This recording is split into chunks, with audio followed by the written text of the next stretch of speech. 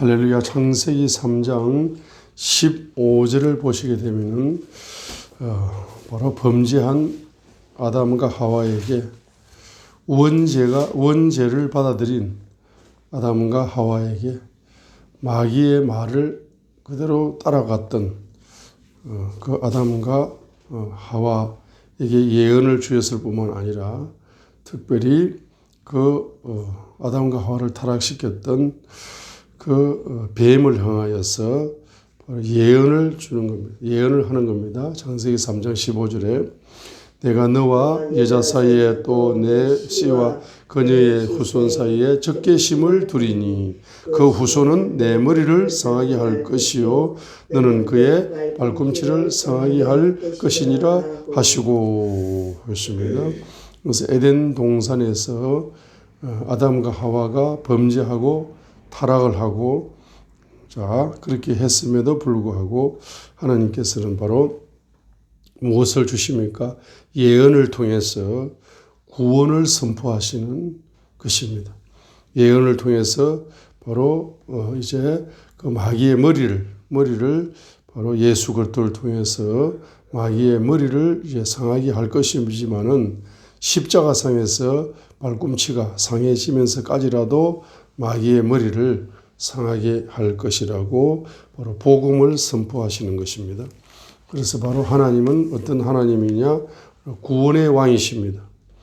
그 예수 그리스도는 바로 십자가 위에서 발꿈치가 상해지면서까지라도 이제 마귀의 권세를, 사망 권세를 깨트려 버리시는 예수 그리스도께서는 바로 구원의 왕이신 것입니다. 창세기 3장 15절을 통해서 예언을 통해서 예수 그리스도는 구원의 왕이심을 선포하는 것이고 마귀의 사망 권세를 정복하시는 정복의 왕이심을 선포하는 것입니다. 또한 예수 그리스도께서는 마귀의 사망 권세를 깨뜨림으로써 승리의 왕이심을 또 선포하는 것입니다. 또 예수 그리스도께서는 바로 치료의 왕이심을 채찍에 맞음으로 치료의 왕이심을 선포하는 것입니다. 예수 그리스도께서는 바로 축복의 왕이심을 선포하는 것입니다. 예수 그리스도께서는 지혜의 왕이심을 선포하는 것입니다. 예수 그리스도께서는 그래서 십자가의 팻말에 바로 유대인의 왕이다 라고 기록을 하는 겁니다. 창세기 3장 15절에 을 통하여서 복음을 선포하는 것입니다. 복음을 무엇으로 선포하는 것입니까? 예언으로 선포하는 것입니다. 자, 그래서 예수 그리스도는 창세기 3장 15절을 통하여 예언을 선포하심으로써 구원을 선포하시는 것입니다. 그래서 첫 번째는 구원의 왕이십니다. 두 번째는 정복의 왕이십니다. 세 번째는 승리의 왕이 있습니다. 네 번째는 치료의 왕이 있습니다. 다섯 번째는 바로 부요의 왕이 있습니다. 여섯 번째는 지혜의 왕이 있습니다. 일곱 번째는 축복의 왕이십니다. 창세기 3장 15절에 이제 예언을 통하여서 구원을 선포하신 십자가를 통하여서 십자가 위에 달리신 예수 그리스도께서는 바로 7차원의 왕이 되시는 것입니다. 마귀의 사망 권세를 십자가에 이제 피를 쏟아가지고 그 마귀의 사망 권세를 통치해버림으로써 복음을 우리 인류에게 선물로 주셨습니다. 성경책이 바로 율법의 책이요 복음의 책입니다. 그래서 성경은 율법의 책 플러스 바로 복음의 책입니다. 자, 그런데 성경은 율법의 책 플러스 복음의 책인데 또 다른 말로 말하면 성경은 예언의 책 플러스 예언 성취의 책이다라고 볼 수가 있는 것입니다. 그래서 예수 그리스도께서는 바로 유대인의 왕이시면서 한마디로 말하면 예수 그리스도께서는 예언의 왕이십니다. 그리고 예언을 성취하시는 왕이시다고 볼 수가 있는 것입니다. 자, 모세가 80세가 되었는데 신명기 30 출애굽기 3장에서 80세의 사명을 받았어요. 그래서 신명기 34장에서 모세가 이제 마지막 기록을 합니다. 모세 사역의 마침표를 신명기 34장에서 찍는 겁니다. 신명기 34장에서 모세의 사역에 바로 마침표를 찍을 때 신명기 34장 7절에서 뭐라고 말합니까? 모세가 죽을 때에 나이가 120세였다 했습니다. 신명기 34장 보세요. 7절에 모세가 죽을 때에 나이가 120세였다. Moses was 120 years old when he died. When Moses died. 모세가 죽을 때 모세의 나이가 몇 살이냐? 모세 신명기 34장 7절 보세요. Moses was 120 years old when he died. 모세가 죽을 때에 나이가 몇 살이었습니까? 120살이었다 했습니다. 보통 나이가 120살 정도가 되면은 눈이 어두워집니다. 그리고 기력이 쎄해집니다. 그런데 모세는 말입니다. His eyes was not dim 했습니다. 눈이 어두워지지 않았다. Nor his natural force abated. 타고난 힘이 줄지 아니했다 했습니다. 이와 같은 건강의 축복, 장수의 축복. 오래 사는 것도 중요하지만은 건강하게 오래 사는 축복이 더 큰 축복입니다. 오래 사는 축복도 감사합니다. 그러나 건강하게 젊게 나이가 120살이었는데 40세의 눈을 가지고 40세의 힘을 가지고 있었다. 나이가 120인데 40세 같다. 40대 청년 같다는 이야기입니다. 이와 같은 이제 축복이 열리게 된 근본적인 힘은 어디에서 나오는 것입니까? 건강의 힘은, 사역자의 건강의 힘은 어디에서 나오는 것입니까? 바로 예언에서 나왔다는 겁니다.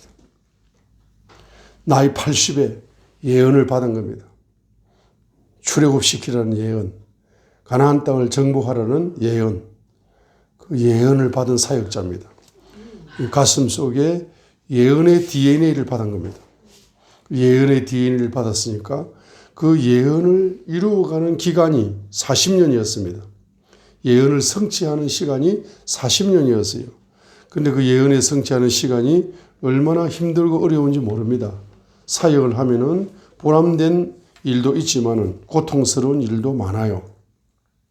사역이 장미꽃을 걸어가는 길이 아닙니다. 때로는 가시밭길을 걸어가기도 하고 때로는 비포장도로를 걸어가기도 합니다. 때로는 고속도로를 자동차를 타고 달려가는 것처럼 바로 보람이 넘치고 행복이 넘치는 때도 있습니다. 그죠? 눈물도 있고 웃음도 있는 것이 바로 사명자의 길이고 사역자의 길인 것입니다. 그럼에도 불구하고 바로 이 모세는 스트레스 받을 때 빼가 녹지 않았습니다. 그 스트레스 받을 때마다 기도했습니다. 자, 예언 성취의 40년의 시간은 다르게 말하면은 하나님의 뜻을 이루어 드리는 시간이다 이 말입니다. 예언은 하나님의 뜻입니다. 그 예언을 받았을 때 그 하나님의 뜻을 이루어가는 과정이 예언 성취하는 시간이었다 이 말입니다. 그래서 아무리 힘들고 어려워도 하나님의 뜻이 나를 통해서 하늘에서 이루어진 것처럼 땅에서 이루어지다는 주기도문에 기도한 대로 그대로 이제 하나님의 하늘에서 이루어진 그 뜻이 예언으로 나에게 내려와서 그 예언을 통해서 내가 그 예언이 이루어지기 때문에 가시밭길을 걸어가고 이제 울퉁불퉁한 그와 같은 좁은 길을 걸어가고 이제 고통의 길을 걸어가고 스트레스 받는 그런 길을 걸어간다 할지라도 하나님의 뜻이 나를 통하여 이루어지기 때문에 하나님께서는 영광을 받으신다는 그와 같은 영감이 모세를 젊게 만들었다는 것. 모세를 늙지 않게 만들었다는 것입니다. 노화를 막았다는 겁니다. 노화를 막았을 뿐만 아니라 노화를 젊게 이게 바로 젊게 만들어갔다는 거예요. 80에서 120까지 가고 있는데 자연적인 눈으로는 가고 있는데 영적인 눈으로 보게 되면은 바로 40살로 가고 있는 거예요. 거꾸로 가고 있는 겁니다. 80에서 120으로 가고 있는 것이 아니라 80에서 40살로 가고 있는 거예요. 할렐루야. 그래서 이와 같은 예언을 언제 바로 받을 수 있느냐 하게 되면은 예배를 드릴 때 7차원의 예언을 받았던 사람이 있습니다. 아니 예배를 잘 드리는데 하나님께서 예배를 드려라. 너희 7차원의 예언을 줄 것이다. 너와 너희 후손을 위하여 7차원의 예언을 줄 것이다 했습니다. 여러분이 예배를 잘 드리게 되면은 반드시 아브라함처럼 바로 7차원의 예언을 받을 줄 믿습니다. 우리 창세기 15장의 핵심이 뭡니까? 우리 창세기 오늘 15장을 중심으로 아브라함이 예배 중심으로 7대 예언을 받았다는 이 사건을 창세기 15장이 바로 어마어마한 사건입니다. 창세기 15장 한 장으로 요약을 했습니다. 7대 예언으로 요약을 했습니다. 어디까지? 바로 이때부터 이제 해서 출애굽기, 레위기, 민수기, 신명기, 여호수아까지가 바로 이제 창세기 이제 16장부터죠. 창세기 16장, 창세기 16장부터 출애굽기, 레위기, 민수기, 신명기, 여호수아까지의 모든 책은 다 창세기 15장으로 함축되어 있는 겁니다. 예언으로 함축되어 있는 겁니다. 여러분 창세기 3장 15절이 성경 66권이 다 함축된 예언이죠. 창세기 아까 읽었던 3장 15절의 예언이 바로 예수님께서 마귀의 사망 권세를 상하게 만들면서 십자가상에서 발꿈치가 상해지면서까지라도 마귀의 머리를 사망 권세를 깨트리게 될 것이라는 그 구원의 예언, 그 구원의 예언 한 단어 한 구절 속에 성경 66권이 다 뭡니까? 포함되어 있는 거죠. 그 예언의 성취가 다 이루어져 가는 과정이죠. 마찬가지로 창세기 15장에 아브라함에게 주셨던 이 7차원의 예언을 통해서 창세기 이제 16장부터 출애굽기, 레위기, 민수기, 신명기, 여호수아까지가 바로 펼쳐지는 겁니다. 예언 성취로 펼쳐지는 것입니다. 하나님의 뜻이 이루어지는 것입니다. 하나님께서 예언 성취로 갱령을 해 주시는, 갱령의 왕으로서 갱령을 해 주시는 겁니다. 그래서 바로 이 예언을 성취를 갱령해 주시는 겁니다. 창세기 15장에서 하나님께서는 너는 예배를 드리라 라고 9절과 11절입니다. 이 9절과 11절에 제사를 요구한다는 것은 바로 예배를 요구하는 겁니다. 창세기 15장 9절과 11절입니다.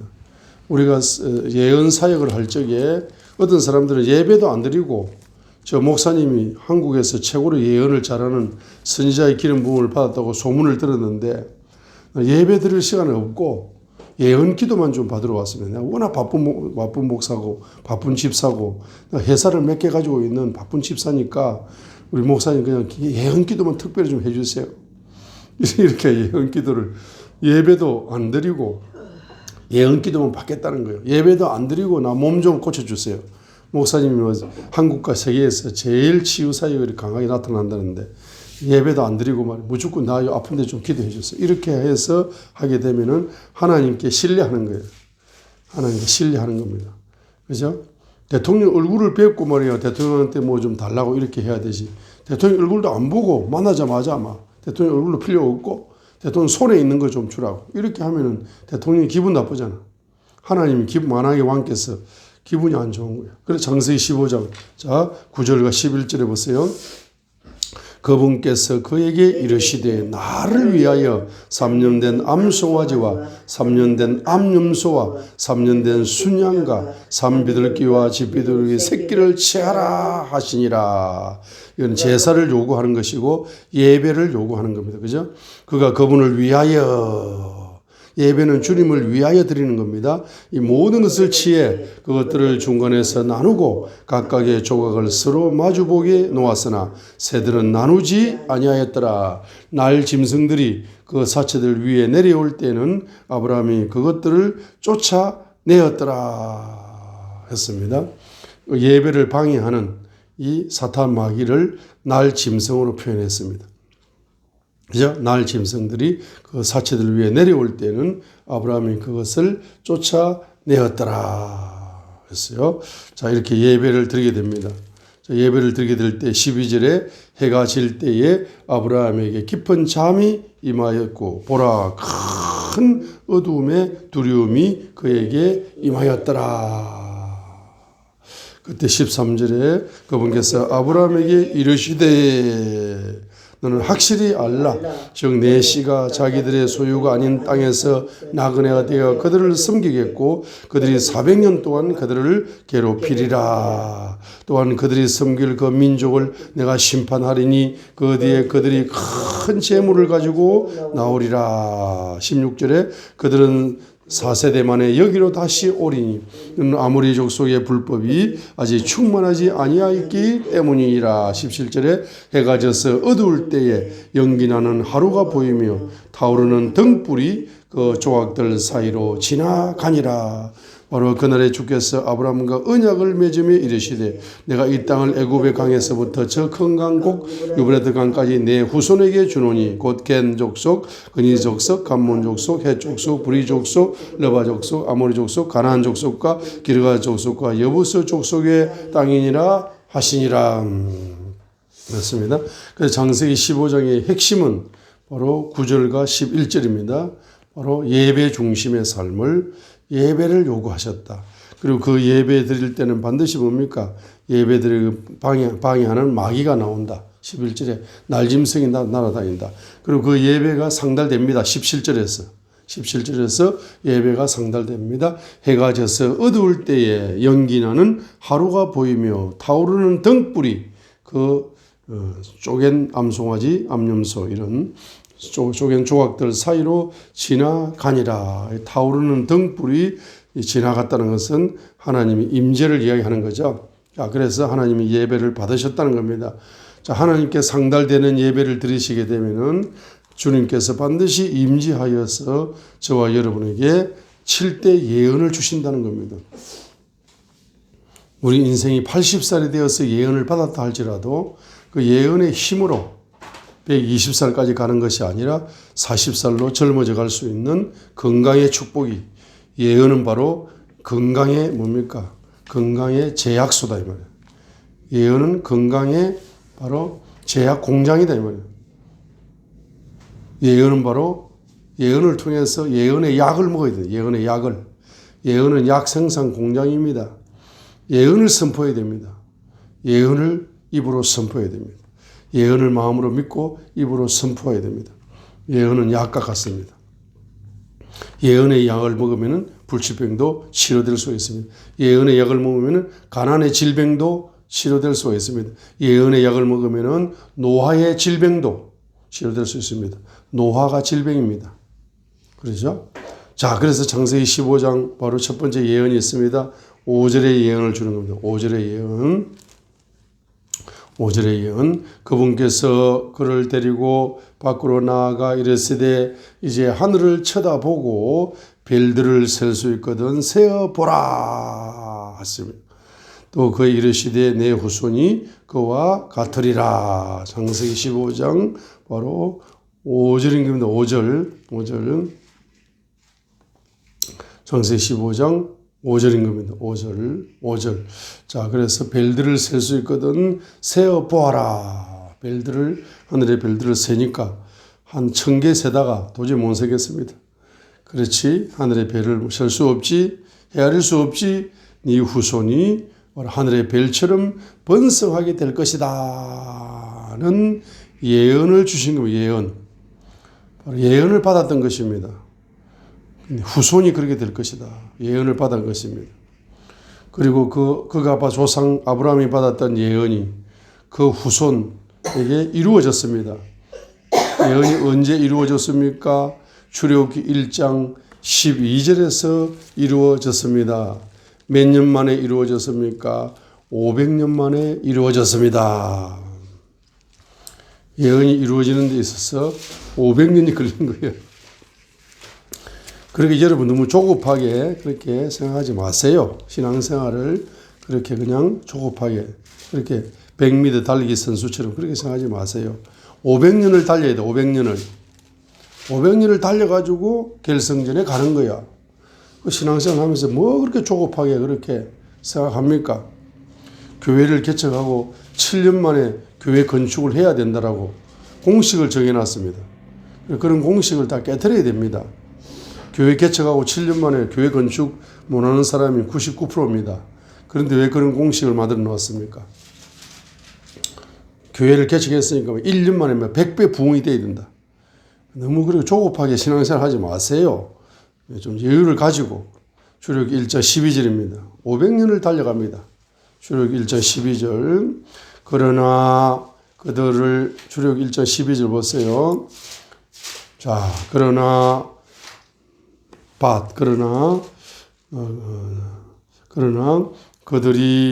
그들을 괴롭게 할수록 그들이 더욱 번성하고 증가함으로 습니다. 자, 그들을 괴롭게 할수록 더욱 번성하고 증가하였다 했습니다. 예언이 성취되는 클라이막스에 가게 되면은 바로 뭐가 옵니까? 행복이 오는 것이 아니고 바로 괴로움이 따블로 온다는 거예요. 바로 가난이 따블로 온다는 거예요. 실패가 따블로 온다는 거예요. 속박이 따블로 온다는 겁니다. 그때 여러분이 뭡니까? 기뻐해야 됩니다. 아, 지금 가난의 밑바닥에 왔구나. 지금 불치병에 걸려가 질병의 밑바닥에 왔구나. 사업이 부도나서 실패의 밑바닥에 왔구나.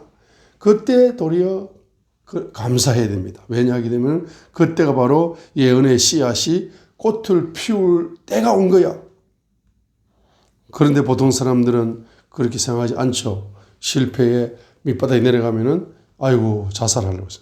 질병의 밑바닥에 내려오면은 생명을 포기해버립니다. 가난의 밑바닥에 내려오면은 다시 도전할 수 있는 에너지를 잃어버리죠. 그런데 절대로 잊지 마시기 바랍니다. 그렇죠. 위기의 폭풍 속에서 예언의 꽃이 피어나는 겁니다. 그 꽃이 더 아름답습니다. 새벽에 가장 어두울 때 하늘의 별은 더 반짝입니다. 내 인생의 밤이 올 때 바로 하나님의 지혜가 더 공급될 기회가 오는 겁니다. 기회가 옵니다. 예언의 꽃이 핍니다. 실망하거나 절망하거나 낙심하지 마시기를 바랍니다.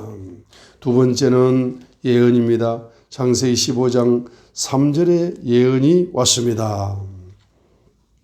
예배 속에서 그 예언을 받는 겁니다. 창세기 15장 13절에 예언을 받습니다. 바로 그분께서 아브라함에게 이르시되 너는 확실히 알라. 즉 내 씨가 내 후손이 자기들의 소유가 아닌 땅에서 나그네가 되어서 그들을 섬기겠고 그들이 400년 동안 그들을 괴롭히리라 했어요. 괴롭히리라. 400년 동안 이제 나그네 됩니다. 자기들의 소유가 아닌 땅에서 애굽 땅에서 이제 나그네가 되어 가지고 이제 애굽을 섬기는 노예가 된다.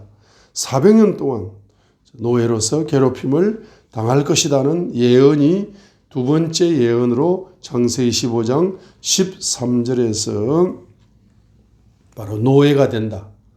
나그네로 살면서 노예가 된다 했습니다. 400년 동안 노예가 된다 했습니다. 자, 이 예언이 이루어지는 겁니다. 자, 우리가 예언을 받고 나서 그 예언이 성취가 되는 과정 속에서 바로 나그네의 삶을 살아갑니다. 나그네의 삶을 살아갑니다. 그래서 나그네처럼 떠돌아다닙니다. 나그네처럼 이렇게 비천하게 자기 정착지도 없고 왔다 갔다 합니다. 그게 감사하시기 바랍니다.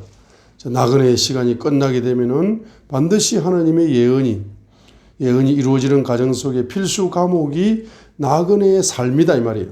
자, 그래서 출애굽기 1장 몇 절에서 11절로 상반절에서 노예가 됩니다. 노예가 됩니다. 요셉을 알지 못하는 요셉을 아는 왕이 죽어버렸어요. 8절에 보게 되니까. 요셉을 알지 못하는 새로운 왕이 애굽을 다스렸어요. 근데 그 마음속에 불안함이 오는 겁니다. 왜? 그 작은 소수 70명으로 온 그 민족이 계속 많아지고 강해지는 겁니다. 그래서 정치적인 위기가 오는 거야. 그래서 10절에 보게 되면 이 정치적인 위기를 어떻게 돌파할까라고 회의를 했는데 결론이 뭡니까? 노예로 만들어버리면 되지 그까짓 것. 이렇게 생각한 겁니다. 11절에 그러므로 그들이 작업 감독들을 그들 위에 세우고 그들에게 무거운 짐을 지워 그들을 괴롭게 하였더라. 괴롭게 하는 방법이 뭡니까? 바로 왕을 위해서 국고성을 세우는 국고 도시를 세우는 겁니다. 비돔과 람셋 두 개의 도시를 세워라 하고 괴롭히는 거예요. 그 예언이 이루어진 겁니다. 자, 세 번째 예언을 보세요. 창세기 15장 14절 상반절입니다. 세 번째 예언은 창세기 15장 14절 상반절에 세 번째 예언을 주시는 겁니다. 세 번째 예언이 뭡니까? 또한 그들이 섬길 그 민족을 내가 심판하리라. 애굽 민족을 하나님께서 직접 뭐 하시겠다? 심판하시겠다고 창세기 15장 14절 상반절에서 세 번째 예언을 아브라함에게 예배 드리는 아브라함에게 주셨던 것입니다. 그 애굽 민족을 내가 직접 심판하겠다라고 창세기 15장 14절 상반절의 예언입니다. 이 예언은 어떻게 이루어집니까? 예언 성취는 출애굽기 7장부터 12장까지의 10가지 애굽의 재앙으로 이루어집니다.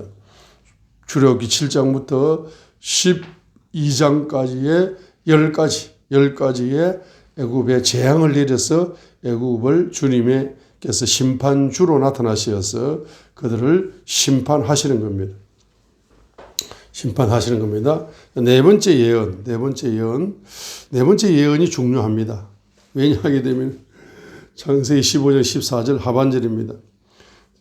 그들이 큰 재물을 가지고 나오리라 했어요. 큰 재물을 가지고 나오리라. 이 예언입니다. 이 예언. 큰 재물을 가지고 나오게 될 것이다. 이 예언입니다. 자, 지금 보세요. 지금 예언이 이루어지는 과정 속에서 물질적으로 시간적으로 손해를 봤죠. 그죠? 이사 가는 걸 함부로 못 하겠어요. 노예로 만든 노예는 두 가지 특징이 있습니다. 첫 번째는 이사를 뭔가 거주 이전권이 없어요. 북한 공산당과 똑같습니다. 어디 이사를 잘 평양에 사는 사람은 영원히 평양에 사는 거야. 내가 평양에 입성하고 싶어도 거주 이전의 자유가 없어요. 평양에 함부로 못 들어가. 특별한 대통령이 이렇게 대통령한테 칭찬을 받아 상을 받으면 모를까. 거주 이전의 자유가 노예는 거주 이전의 자유가 없습니다. 두 번째는 직업의 자유가 없어요. 내가 아무리 좋은 직장에 가고 싶어도 국고성 비돔, 국고도시를 건축하는데 노동자로 가야 됩니다. 삼성그룹에 내가 입사했는데요. 입사했는데 어떻게 따는 거야? 노동자로 와 해버리면 가야 됩니다. 그게 바로 노예의 신분이죠.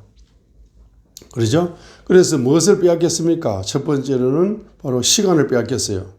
노예 생활 400년 동안 시간을 빼앗겼어요. 두 번째로는 삼성그룹에 가면은 연봉이 어마어마한데 노동자로 가봤자 그게 1000분의 1도 안 되는 거야. 그게 뭡니까? 돈을 빼앗기는 거야.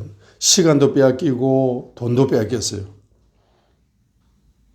그리고 정신이 말입니다. 피폐할 정도가 됩니다.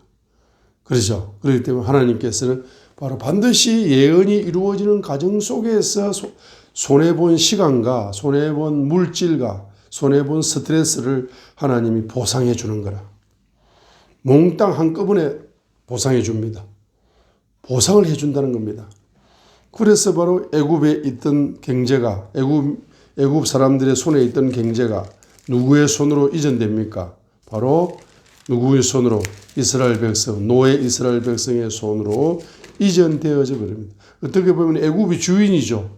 애굽 백성은 주인 백성이죠. 주인의 손에 있는 돈이 노동자의 손으로, 노예의 손으로 이동되어 버립니다. 한꺼번에 보상이 되어 버립니다. 그 시간과 돈은 원래 누구 거였어요? 예? 이스라엘 민족 거였잖아. 이스라엘 민족이 시간을 투자하고 이스라엘 민족이 물질적으로 손해본 것이 노예 생활이 있지 않습니까? 그래서 노예 생활을 보상한다는 의미로 바로 뭘 줍니까?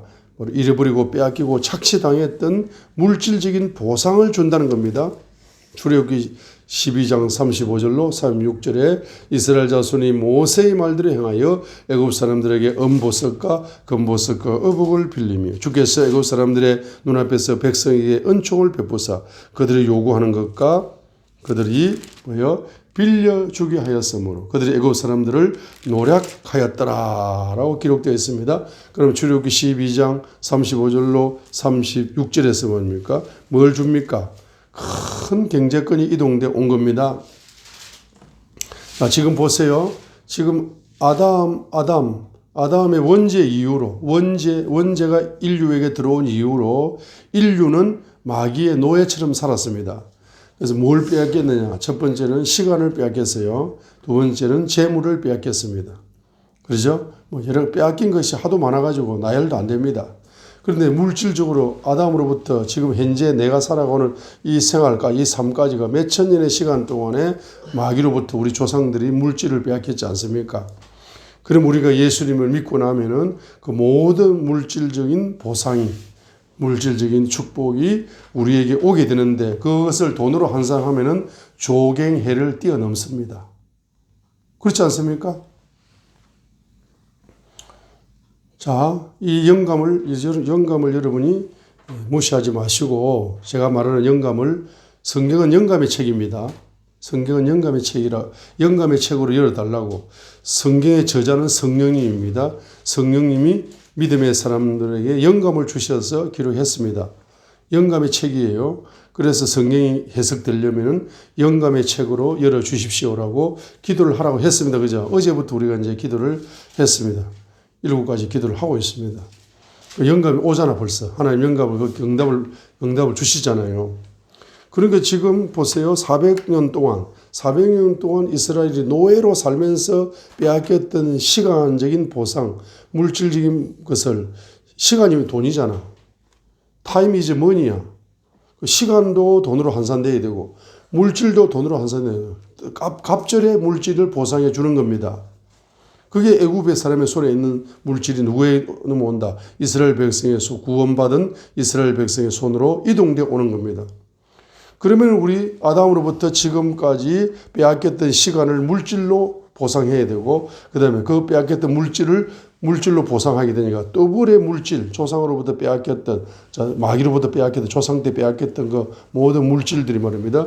우리의 손으로 이동되어 온다는 거잖아. 그럼 그 이동되어 오는 액수를 예수님을 믿고 하나님의 자녀가 되면은 그 돈이 보상이 된다면은 조갱해 이상의 경제가 우리 손에 이동되어 오겠죠. 두 번째는 또 어떤 경제가 이동되어 옵니까? 이 애굽 백성은 누굽니까? 이 세상 사람들입니다.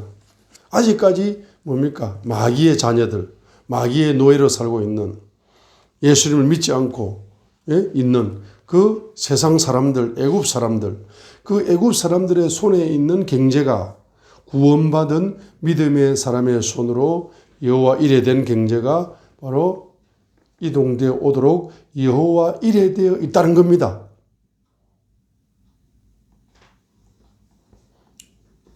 그래서 그 경제가 뭡니까? 바로 이동되어 오는 겁니다. 그 세상 사람들이 왜 열심히 일을 하고 열심히 돈을 벌이려 하게 되면은 그 돈이 다 누구의 손으로 이동되어 오려고 그들이 노예 생활하고 있는 거예요. 누구의 손으로? 믿는 자의 손으로. 하나님 자녀의 손으로 이동되어 오기 위해 가지고 그들이 지금 노예 생활을 하는 것처럼 살아가고 있는 겁니다. 이 세상 사람들이 뭡니까? 새벽 일찍 일어나서 저녁 늦게까지 일을 하고 있습니다.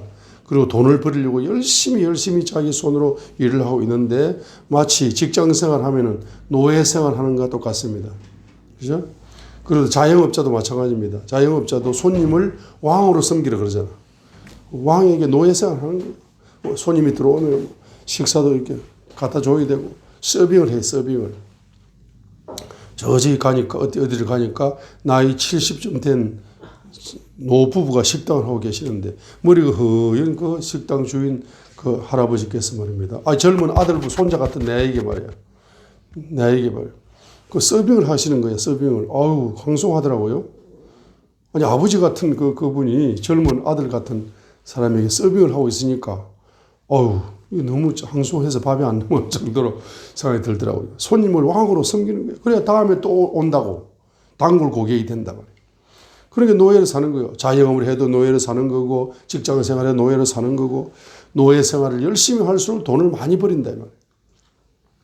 자 그렇게 해서 이제 그 경제가 누구에게 오느냐? 하나님이 기뻐하시는 사람에게 그렇게 돈을 이동시키려고 돈을 만드는 거야. 돈을 만드는 거라고 이 지구상에서 가장 지혜로웠던 지혜의 왕인 솔로몬이가 그렇게 이야기했습니다. 이게 제 말이 아니고 솔로몬이가 그렇게 이야기했습니다. 그죠? 전도서 2장 26절을 통하여 솔로몬이가 그런 이야기를 하고 있는 겁니다. 전도서 2장 26절 1004페이지를 보세요. 1004페이지 전도서 2장 26절 하나님께서 자신의 눈앞에서 선한 자에게 영적인 축복을 주셔. 1차적으로는 의인에게, 선한 자에게, 하나님 마음에 드는 사람에게. 전도서 3장 26절 하나님께서 자신의 눈앞에서 선한 자라는 것은 하나님의 눈에 들었다는 거지. 하나님의 눈에 들은 의인이고 선한 사람이고 믿음의 사람이죠. 뭘 주십니까? 영적인 축복을 주셔. 지혜와 지식과 기쁨을 주셔요.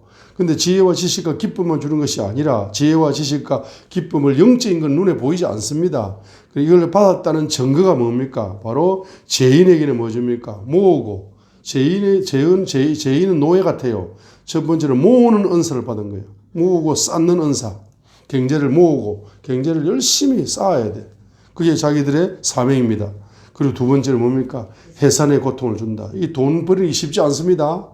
남의 호주머니에 있는 돈 내 호주머니에 들어온다는 거, 남의 손에 있는 돈 내 손에 들어온다는 거, 이거 얼마나 힘든지 몰라요. 여자가 해산하는 고통과 똑같아.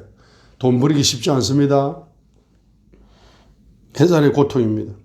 노예가 돈을 모은다는 거 보통 힘든 게 아닙니다. 그렇죠? 그런데 그가 하나님 앞에서 선한 자에게 주게 하신다. 이것도 헛되며 영을 괴롭게 하는 것이라 했습니다. 영을 괴롭게 하는 것이다. 이 노예들의 영이 얼마나 괴로운지 몰라. 근데 영이 죽어 있기 때문에 자기 영이 괴로운지도 몰라. 노예의 영은 얼마나 괴로운지 몰라요. 그러나 노예의 영은 죽어 있기 때문에 그 영이 괴롭다, 미치겠다, 자살하고 싶다, 죽고 싶다, 일하기 싫다, 아유, 이 때려치워야지. 이런 거 무의식적으로 자기 의식 속에 말이에요. 이런 생각들이 옵니다. 아이고, 저 젊은 손자 같은 아들 같은 애가 말이에요. 예?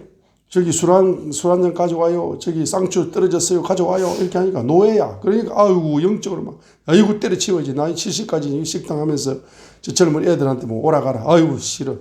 일하기 싫어. 아이고 그냥 편하게 살고 싶다. 다 때려치우고 싶다. 이런 마음을 말하면 가지는 것은 영이 괴로워가지고 그 의식 속으로 영적인 생각이 의식적으로 밀려오니까 그렇게 생각이 들고 그렇게 막 불평불만하는 겁니다.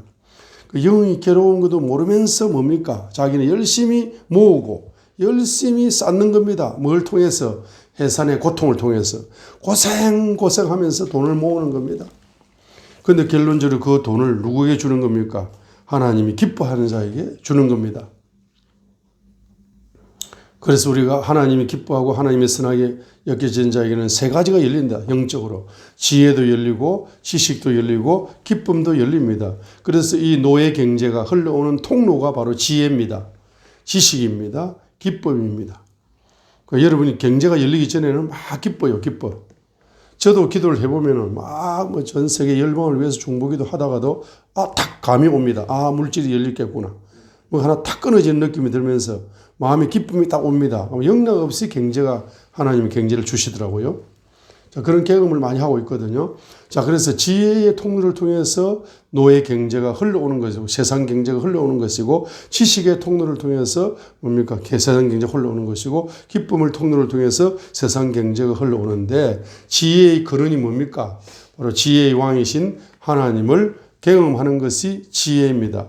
지식의 근원이 뭡니까? 지식의 왕이신 주님을 경외하는 것이 뭡니까? 지식의 근원입니다. 주님을 경외하는 것이 지혜의 근원이고 주님을 경외하는 것이 지식의 근원이고 주님을 경외하는 것이 기쁨의 근원입니다. 그래서 주님을 경외하는 영이 열려야 주님을 경외하는 영을 통해서 바로 주님의 큰 손이 임하여서 여러분 그 지혜의 통로로 경제를 주님 큰 손으로 주시는 거고 지식, 주님을 경외하는 영을 통하여 지식을 통로를 통하여 하나님을 아는 지식, 하나님을 체험하는 지식을 통해서 주님의 큰 손이 임해서 경제를 주는 것이고 주님을 체험하는 기쁨, 그 기쁨을 통해서 주님께서는 바로 큰 손으로 그 애굽의 경제, 세상 경제를 딱 전달해 주는 겁니다.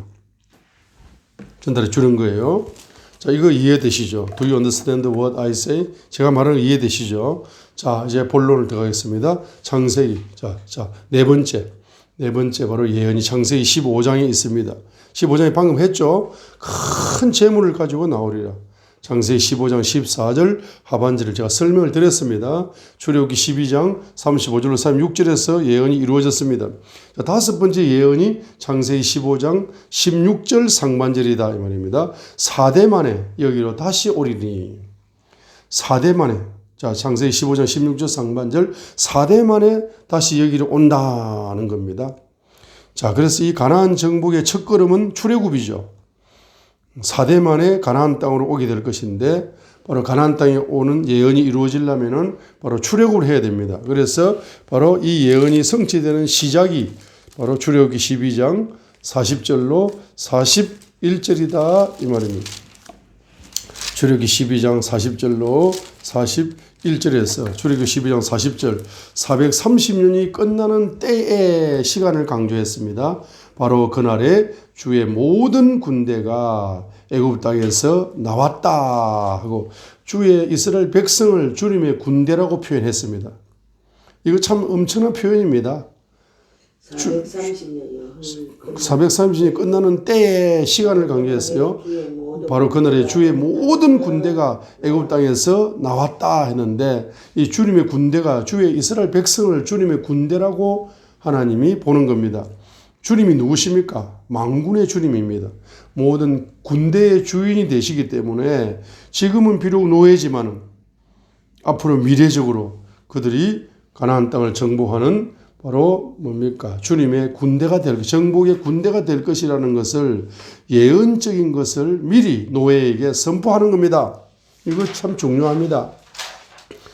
예? 거기 교회에 어떤 사람이 초신자가 왔는데 그 사람이 사업이 한때는 잘 나갔지만 사업이 부도나가지고 병들어가지고 가정도 깨어지고 회사도 깨어지고 건강도 깨어지고 소망도 깨어지고 사랑도 깨어지고 뭐 다 깨어져가지고 뭐 엉망진창이 돼가지고 이제 교회에 온 거라. 그러면 눈으로 현실의 유기의 눈에 보면 그 사람은 다 깨어져가지고 아무 소망도 없고 가난한 뭐 헌금도 뭐 1,000원짜리 500원짜리도 못 하고 이렇게 하는 사람인데 그 사람들이 말이에요. 세상에서도 멸시받는데 교회에까지 와서라도 멸시받아야 되겠어요? 교회는 영적인 눈이 열린 사람들이잖아. 그 사람을 딱 보니까 하나님이 기도 응답으로 보내주셨네. 내가 큰 소원 보내달라고 4차원 큰 소원 보내달라고 붙여달라고 그렇게 기도했더니만은 4차원 큰 소원 중에 바로 뭡니까? 첫 번째 큰 소원이 왔구만. 첫 번째 큰 소원이 누굽니까? 젊었을 때는 큰 손으로 살았지만은 완전히 망해가지고 빈손된 사람. 그 사람이 앞으로 하나님이 다시 큰 손으로 회복시켜 줄 사람. 그 사람이 1번 큰 손이잖아. 1번 큰 손이 왔구만. 잘 왔어. 하나님 응답으로 왔네. 그렇게 하여 그 사람을 뭐합니까? 그 사람이 존귀한 큰 손으로 하나님의 사람으로 바뀔 수 있도록 열심히 기도해주고 눈물로 뭡니까? 양육을 해서 마침내 그 사람이 뭐가 됩니까? 실패가 역전되어져서 큰 손으로 과거의 영광이 회복되어서 주님께 더 큰 영광을 돌리는 사람으로 바꿔준 거잖아. 아니, 내가 말이지 세상에서도 천대받고 했는데 교회에 가서 멸시받고 천대받으니까 에이 그 교회 못 나가겠다고 떠나는 것이 아니고 자 그래서 출애굽기 12장 41절 보세요. 42절 그것은 그들을 애굽 땅에서 데리고 나오신 것으로 인하여 주를 위해 많이 지킬 밤이니라. 이 밤은 이스라엘의 모든 자손이 그들의 대대로 지킬 주의 그 밤이니라 했습니다. 여기도 엄청난 단어가 나옵니다. 밤이면 밤. 밤을 무슨 밤으로 만들어다? 주의 밤. 주님이 주인이 되는 밤. 주님이 통치하는 밤. 그래서 여러분 밤을 주님께 돌려드려야 됩니다. 밤에 기도하고 밤에 찬양 드리고 밤에 예배하고 밤에 철야 기도하고 밤에 철야 예배 드리고 이렇게 밤에 철야 통독을 하고 성경 통독을 하고 밤의 시간을 들여서 이 밤을 나의 밤이 아니라 세상 사람들은 밤을 누구의 밤으로 만듭니까? 나의 밤으로 만듭니다. 그래서 자기 육신이 하고 싶은 대로 쾌락을 즐기고 자기 취미생활하고 이렇게 살아가지만은 우리는 말이에요. 낮도 주의 낮이고 밤도 주의 낮이고 24시간 낮과 밤을 우리 주님께 드리는 시간을 드리는 그와 같은 신앙의 삶을 살아가시게 되기를 기도해야 됩니다. 자, 그래서 가나안 정복 될 것이라는 예언이 첫 출발이 출애굽입니다. 예언이 성취되기 시작했다는 겁니다. 자, 그 다음에 여섯 번째 중요합니다. 여섯 번째, 이 해석을 잘해야 됩니다. 여섯 번째 예언 해석을 잘해야 돼요. 창세기 15장 16절에 이것이 어떻게 예언이냐. 이 예언이다 이 말이에요. 보세요. 아니 그들이 가나안 땅을 정복하게 되는 것은 이미 가나안 땅에 살고 있는 그 가나안 7족속을 뿌리 뽑아내야 정복이 되는 거 아닙니까? 그러면 가나안 7족속 입장에서는 어떻습니까? 왜 그들은 쫓겨나야 됩니까? 그들은 바로 불법이 충만해지게 될 때 쫓겨나는 거라. 불법이 70% 있을 때는 가나안 땅에 가나안 족속이 사는 거요. 아모리 족속도 가나안 7족속 중에 아모리 족속이 있죠. 21절에 보면은 가나안 7족속 중에 아모리 족속을 대표적으로 이야기했습니다. 거기 불법이 80%, 90%, 99% 될 때까지도 그 가나안 땅의 주인으로 살아가는 겁니다. 그러나 이제 딱 뭡니까? 100%딱 불법이 충만해지는 순간 그들은 바로 이사 가야 됩니다. 전쟁에 패배하는 겁니다. 쫓겨나가야 되는 겁니다. 그렇죠? 그래서 이것을 예언으로 바꿀 수 있습니다. 아모리 족속의 불법이 충만해지리라 이 말이에요. 이게 아모리 족속의 불법이 아직 충만하지 아니하였기 때문이다. 아니하였기 때문에 뭡니까? 그 시간이 4대가 걸린다. 4대가 걸린다는 겁니다. 그러니까 다른 말로 말하면 뭡니까? 아모리 족속의 불법이 충만해지리라. 그래야 가나안 땅이 정복되는 거라. 이게 예언으로 바꿀 수 있는 겁니다. 아모리 족속의 불법이 4대 만에 충만해지리라. 이런 예언이죠. 그럼 그 불법이 뭐냐? 구체적으로 그 불법을 해필이면 아합의 행적에서 딱 기록을 하고 있는 게 참 또 중요합니다. 성경이 너무 재밌는 거야. 어떻게 그 열왕기상 21장 26절에 그 많은 왕 중에서 이스라엘 왕이 43명입니다. 우리 조선 500년의 왕은 27명이죠.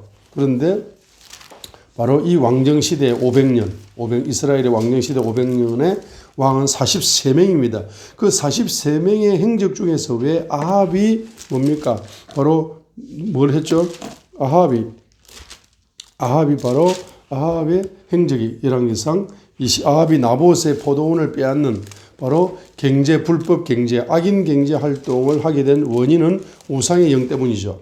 그리고 이 나봇 사건을 다루다가 그 다음에 예언을 선포했습니다. 아합도 죽고 이세벨도 죽고 너 가문도 다 뿌리 뽑히게 된다.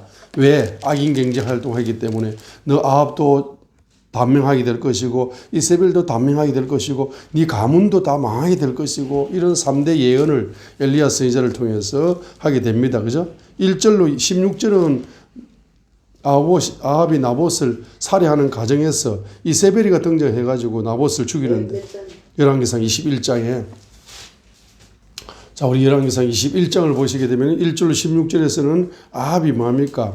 나봇을 죽이려고 하는 거야. 그런데 그 아합이 혼자 못 죽이니까 이세벨이가 나봇을 죽이는 1등 공신이 된 겁니다. 부부가 짝짝꿍이 되어가지고 남의 경제를 사기치는 거라. 그런 사람은 일찍 죽어요. 일찍 죽고 가정도 깨어지고 뭡니까? 가문이 뿌리 뽑혀. 후손들이 꽃을 못 피웁니다. 그렇게 하는 사람들. 대한민국의 경제 사기치는 사람들은 그 후손들이 다 거지로 살게 됩니다. 그 열왕기상 21장에서 엘리야 선지자가 그렇게 대한민국 사람에게 예언하는 거죠. 자, 열왕기상 21장 1절로 16절에서 말입니다.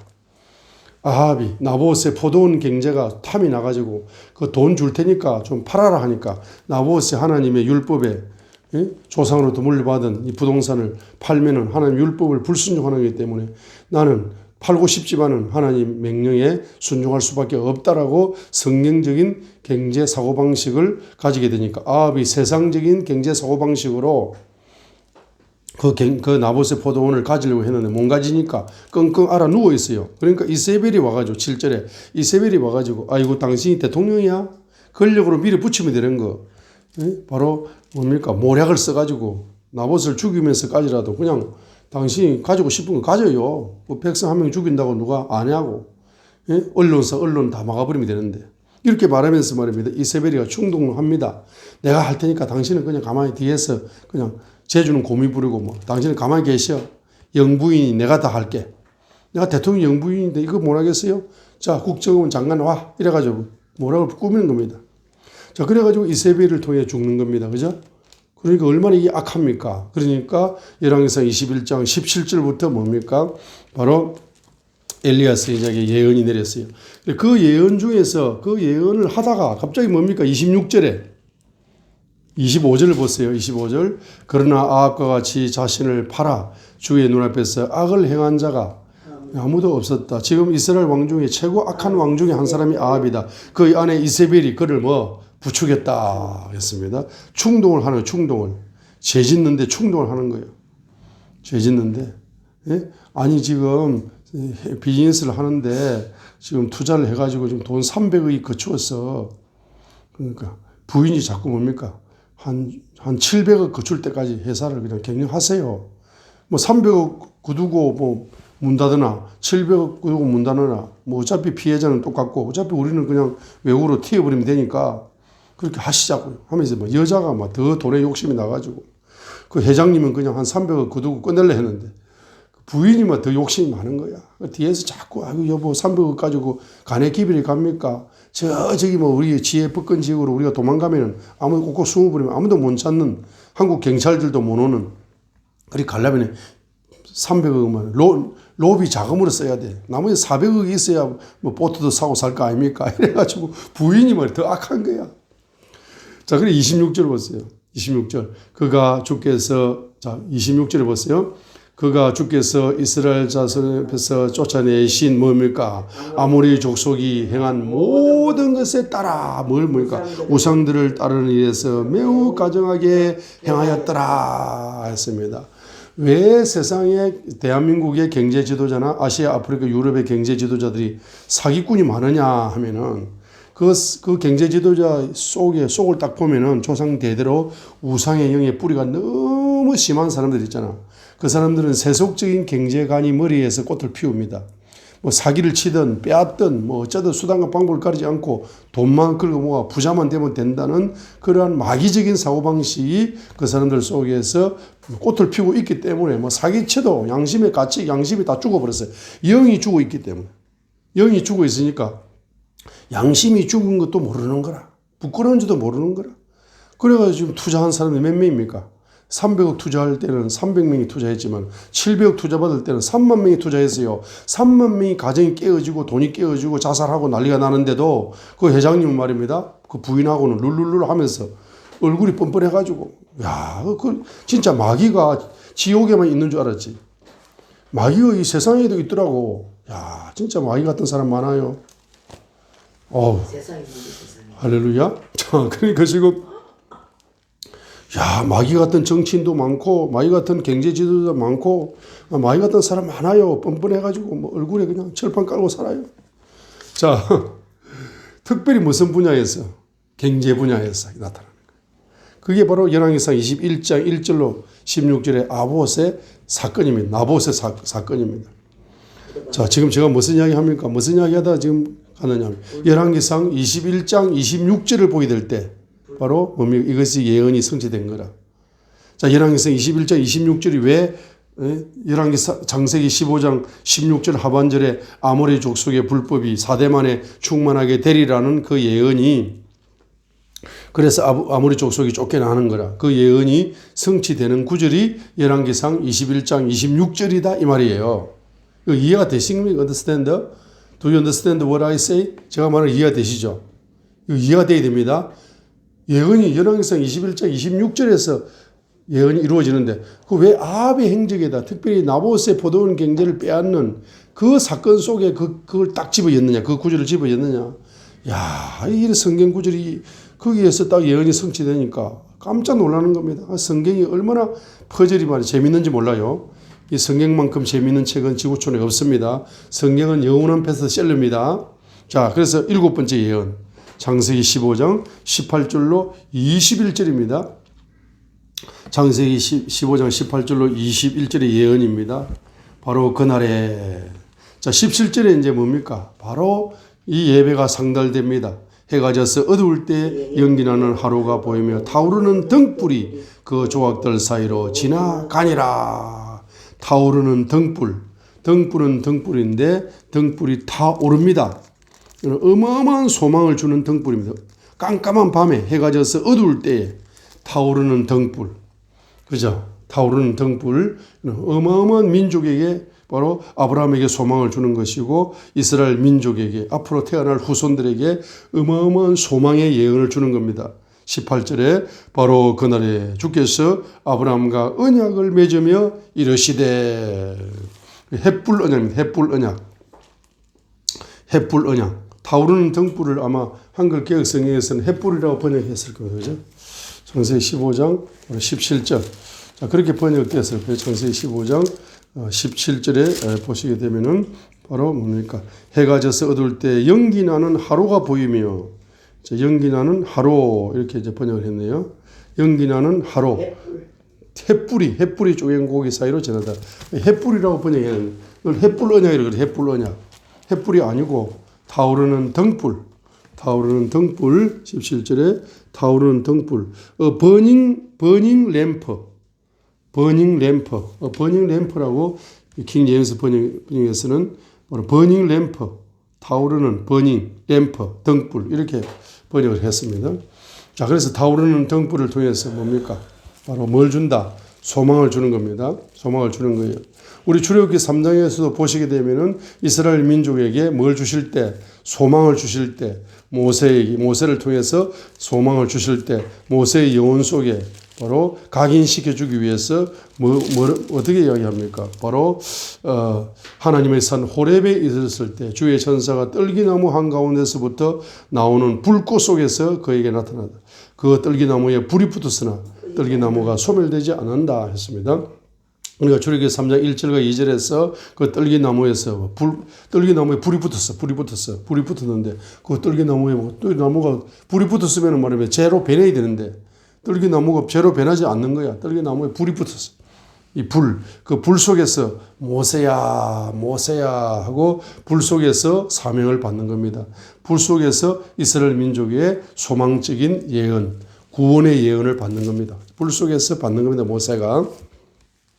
자, 마찬가지로 타오르는 등불 속에서 바로 언약이 맺어진다.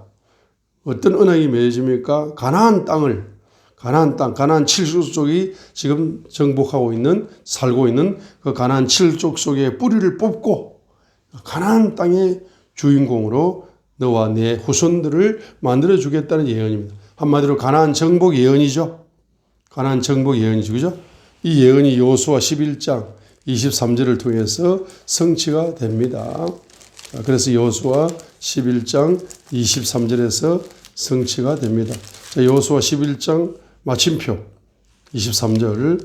자, 여호수아 11장 23절. 이와 같이 여호수아가 주께서 모세에게 말씀하신 모든 것에 따라 그 온 땅을 점령하여, 여호수아 11장 23절에 모든 것에 따라 그 온 땅을 점령했다. 이와 같이 여호수아가 주께서 모세에게 말씀하신 모든 것에 따라 그 온 땅을 점령했다, 정복했다 이 말입니다. 여호수아 11장 23절에서 그 예언이 이루어지고 있는 것입니다. 자, 그래서 이제 저와 여러분들 하루에 몇 끼 밥을 먹습니까? 어떤 사람은 3끼, 어떤 사람은 2끼, 어떤 사람은 1끼의 밥을 먹습니다. 적어도 1끼 이상은 먹습니다. 물론 뭐 필리핀 같은 데는 어린애들이 학교도 못 다니면서 뭘 합니까? 그 코카콜라 병을 주우러 다닌다고요. 어깨에다 푸대를 메고. 그래가지고 그날 그냥 코카콜라 병을 몇 개나 주웠으면은 자기하고 자기 동생 2명하고 하루 1끼 정도 먹을 수 있어요. 코카콜라 병을 못 주웠으면 그날 하루는 또 굶어야 됩니다. 예? 자기 그 오빠가 말입니다.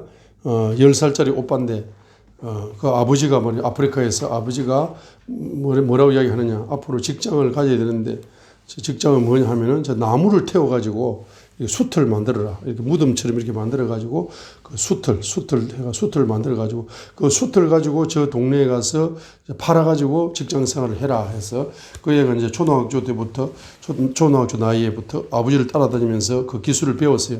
근데 아버지가 일찍 돌아가셔가지고 자기가 10살인가 되었을 때에 그때부터 이제 숯을 만들어가지고 숯을 파는데 한 3일 걸립니다. 하루는 나무를 캐와야 돼요. 하루는 뭡니까? 숯을 만들어야 돼요. 하루는 숯을 팔아야 돼요. 3일 걸리는데 그 두 동생이 말입니다. 여동생 둘이가 있는데 그 여동생 둘이가 오빠가 가고 나면 3일을 기다리는 거예요. 오빠가 언제 오나? 기다리는 거예요. 근데 오빠가 3일 동안 3일째 되는 날이 제일 힘듭니다. 나무를 캐고 숯을 만들고 이거는 어렵지 않은 것 같아. 그런데 숯들 파는데 실패하면은 3일 만에 빈손으로 오는 거라. 3일 동안 자기 두 동생이 굶고 있는데, 자, 그걸 제가 텔레비를 보면서 많이 울었습니다. 자, 제가 무슨 이야기 하다 이런 이야기 하느냐 하면은, 하루에 한 끼 이상 먹지 않습니까? 저거는 감사한 겁니다. 헬렌 켈러가 눈이 보이지 않고 귀가 들리지 않고 입으로 말하지 않는 삼중 장애를 안고 있었지요. 그런데 그 여 선생님을 한 명 잘 만나가지고 세계적으로 쓰임받는 그 어떤 장애자가 되었습니다. 자, 우리는 눈으로 보는 거 세계적인 축복을 받은 겁니다. 귀로 들을 수 있는 거 세계적인 축복을 받은 겁니다. 입으로 말할 수 있는 거 세계적인 축복을 받은 겁니다. 이 지구상에서 가장 세계적인 축복을 받은 사람이 저와 여러분이죠. 하루에 한 끼 이상 밥을 먹는데 여러분들은 하루에 한 끼 이상 뭘 먹어라? 예언의 양식을 먹으라 말이에요. 예언의 양식을 먹어야 됩니다.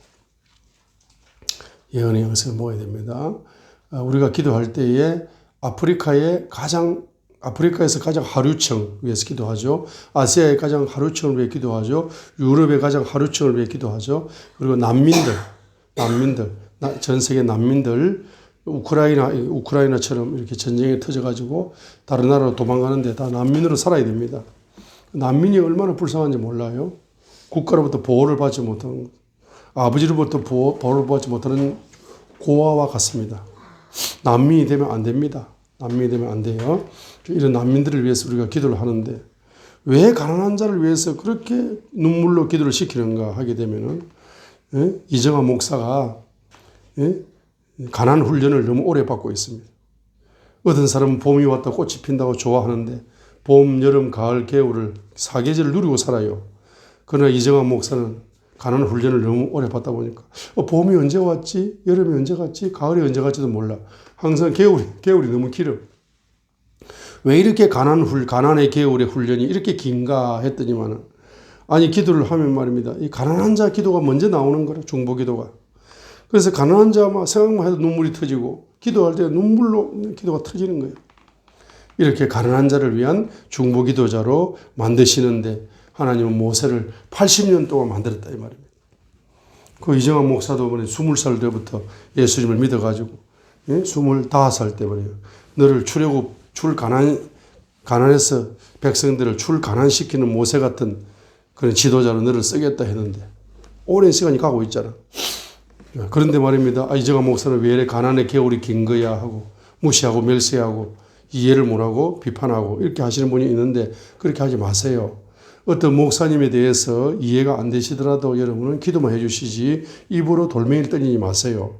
요업을 향해서 돌멩이 던지면 안 됩니다. 그렇지 않습니까? 목사님이 목사가 되기 위해서는 정말 얼마나 많은 훈련과 연단을 받으면서 그걸 옵니까? 그 목사님 한 명을 하나님 만드는데 하나님은 얼마나 눈물로 세월을 보내는지 모릅니다. 그 하나님의 눈물을 아신다면은 어떤 목사에 대해서 이해되지 않는다고, 내 상식으로 이해되지 않는다고 막 입으로 저주하고 입으로 욕을 하고 비판하고 험담하고 그렇게 절대 하지 마시기 바랍니다. 자기만 손해입니다.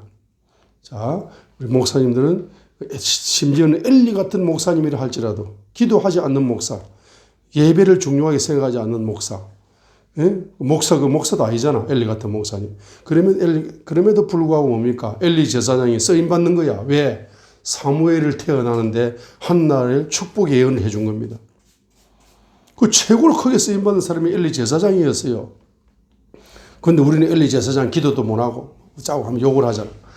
그렇게 하지 마시기 바랍니다. 할렐루야. 그래서 여러분이 자기 분야에서, 자, 이거 한마디만 하고 마치겠습니다. 자, 여러분이 자기 분야에서 성공하시려면, 꽃을 피우고 열매를 맺으시려면 반드시 목사님과의 관계가 사랑과 헌신으로 연합되어 있어야 됩니다. 중보기도로 연합되어 있어야 꽃을 피울 수 있습니다. 그 전 세계에는 영적 지도자, 정치 지도자, 경제 지도자, 특별 지도자, 핵심 지도자, 일반 지도자, 큰손 지도자가 전 세계 모든 나라, 모든 국가에, 모든 도시에 7차원 지도자가 있습니다. 그런데 이 7차원 지도자의 꽃을 피우려면 영적 지도자가 제1번입니다. 영적 지도자와 뭡니까? 좋은 관계를 맺고 영적 지도자를 후원하고 협력하고 그 사역을 하나님의 일을 잘할 수 있도록 여러분 물질로 투자하고 여러분 에너지를 투자하고 중보기도로 연합을 해주고 좋은 말을 하고 위로를 주고 격려해주고 이렇게 하는 사람에게 주의 종을 그렇게 하면 하나님께서 그 종을 그렇게 한다고 해가지고 그렇게 하는 정치 지도자를 대통령으로 만들어주기도 하고 꽃을 피우면 경제 지도자의 경제의 기적을 열어주기도 하고 그 지도자의 꽃이 피는 수 있는 비밀이 여기에 있는 겁니다. 성경 66권에 보면 다 그게 나와요. 핵심입니다. 그렇기 때문에 지금 대한민국의 대통령 선거를 하면서 여러 가지 이제 영적 지도자 또 이렇게 마찰이 있고 여러 가지 그런 것이 있는데 그런 것을 여러분이 보게 되면 비판하지 말고 험담하지 말고 중보기도로 쫙 해주시기 바랍니다. 대한민국에 기여하지 않는 목사님이 어디 있습니까?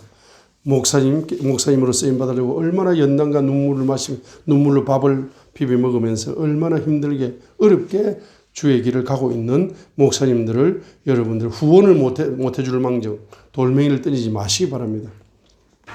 그리하여서 오늘 그 선지자를 통해서 아브라함은 선지자입니다. 모세도 선지자입니다. 다윗도 선지자입니다. 이 선지자를 통해서 입에서 뭐가 나옵니까?